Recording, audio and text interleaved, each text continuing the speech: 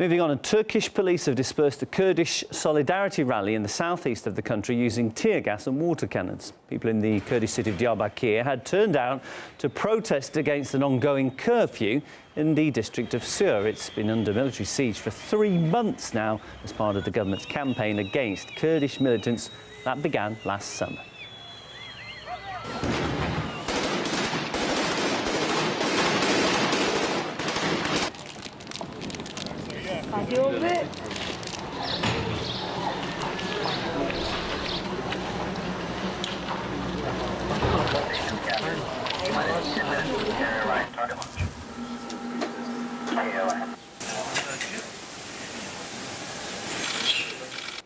In another Kurdish town called Cizre, the curfew there has just been lifted. And as you can see from these pictures, large parts of the town now lie in ruins. Residents returned to find their houses gutted by shelling, while shell casings were littering the streets. The town had been under a round-the-clock curfew for 2.5 months.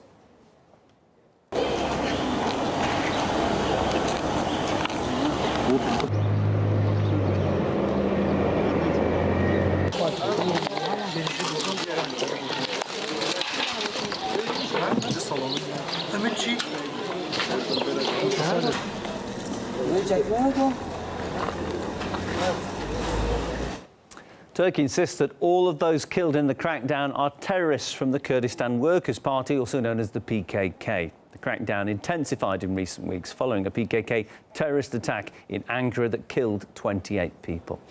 And Turkey has not only been targeting Kurds inside the country, it's also been shelling Kurdish militias in northern Syria and conducting airstrikes on alleged PKK targets in Iraq.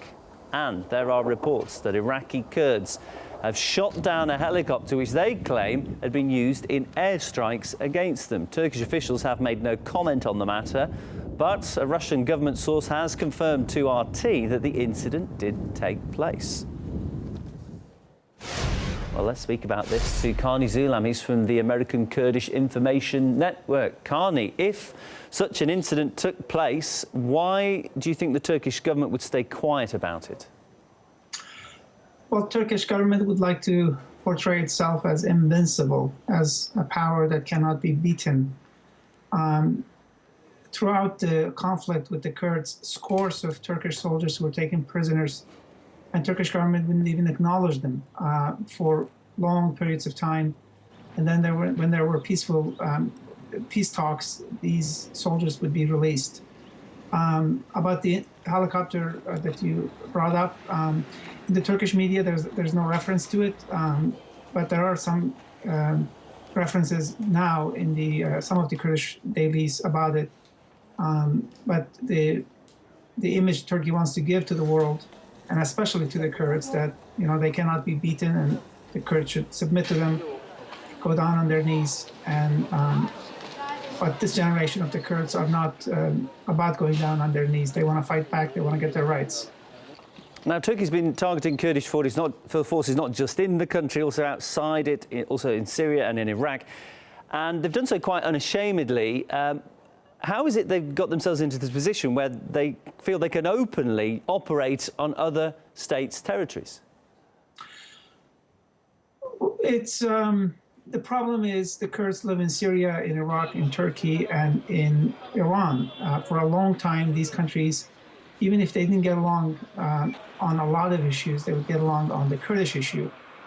So when Saddam was in power, for example, Turkey had a green light, if you will. It could fly into Iraqi Kurdistan and fight the Kurds at will, Turkish Kurds meaning.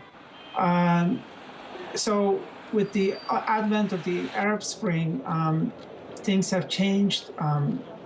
Anytime now when, for example, Turkey attacks Kurdish positions inside Iraq, the Arab League condemns it, Baghdad government condemns it.